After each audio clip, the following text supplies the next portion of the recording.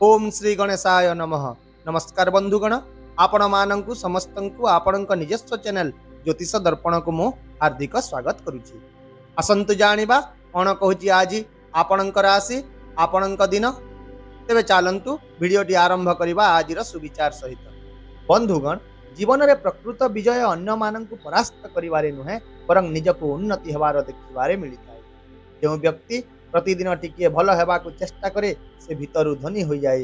बाह्य सफलता तक्षण स्थायी होता है किंतु आभ्यंतरीण प्रगति स्थायी रही है। आसंतु जानिबा आजिर पंचांग। आज हेउची 25 नवेम्बर 2025 मंगलवार, मार्गशीर मास शुक्ल पक्ष पंचमी तिथि, उत्तराषाढ़ नक्षत्र। सेहीपरि आजिर ग्रह गुड़िकर स्थिति विषय यदि देखिबा तेबे आज सूर्य वृक्ष राशि रे, चंद्र मकर राशि रे, मंगल वृक्ष राशि रे, बुध और शुक्र तुला राशि रे, बृहस्पति कर्कट राशि रे, शनि और राहु कुंभ राशि रे एवं केतु सिंह राशि रे गोचर करुछन्ति। आजिर राहु काल अपराह्न 3टारू 4:30 पर्यंत रहिबो। एही समय मध्यरे आपण कोनोसी शुभ किंबा नूतन कार्य आरंभ करतु नाही एवं आजिर अमृत मुहूर्त अर्थात दिनर सबुठारू शुभ समय सकाळ 8:05 रु 11:40 पर्यंत। चलंतु एबे कुंभ राशि आजिर दैनिक राशिफल विषय रे विस्तृत भाव रे आलोचना करिबा। आज दिनटी आपणक जीवनर दिगक उन्नत सशक्त एवं स्थिर करिबो। आजिर ग्रह गुड़िकर परिवर्तन सूचाई देउची जे गत किछि दिन धरि आपणकु असुविधा रे पकाउथुबा जिनिस गुड़िक आज धीरे धीरे समाधान हेबा आरंभ मध्य करिबो। आपणक पदक्षेप गुड़िक पूर्व अपेक्षा अधिक आत्मविश्वासी एवं दृढ़ हेबो। आपण जहा भी करिवे ताहा आज स्थिरता एवं प्रगति आनी देबे। आपण आज निज भितरे एक एपरी नूतन शक्ति अनुभव करिवे जेपरिक आपणक भितरे एक अदृश्य शक्ति आपणकु दिन सारा दिग्दर्शन मार्गदर्शन एवं आत्मविश्वास मध्य प्रदान करिवे।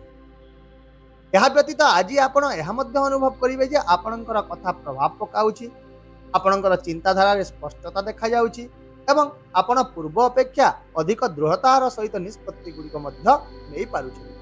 सेहीपरि आज आपणक क्यारियर रे आपण सही शक्ति देखिबाकू पाइबे जहाँ आपणक पाखरे वर्तमान पर्यंत अभाव रही।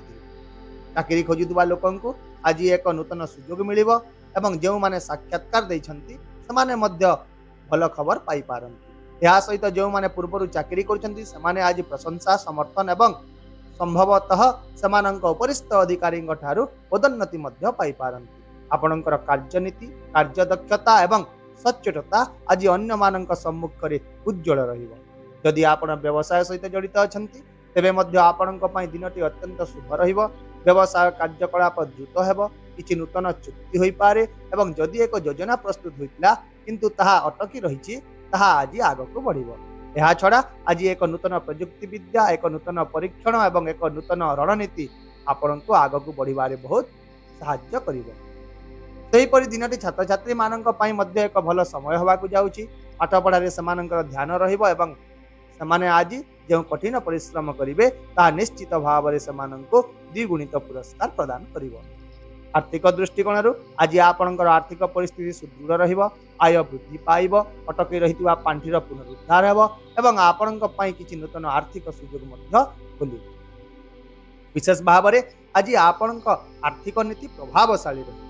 तथापि मध्य जदि आज आपणकु कोनोसी निवेश निष्पत्ति नेबाकु पड़ुछि तेबे अभिज्ञ लोकंक परामर्श निश्चित भाव रे नियंतु, जहा द्वारा आपण सठिक दिग पाई पारे।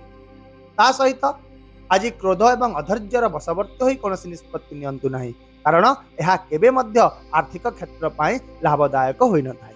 तेणु आज शांत रुहंतु एवं बुद्धिमान भाव रे निष्पत्ति जहा आपणक पाई निश्चित भाव रे लाभदायक सिद्ध हेबो। सेहीपरि स्वास्थ्य दृष्टिकोण आज दिनटी स्वाभाविक अपेक्षा भल रहिबो।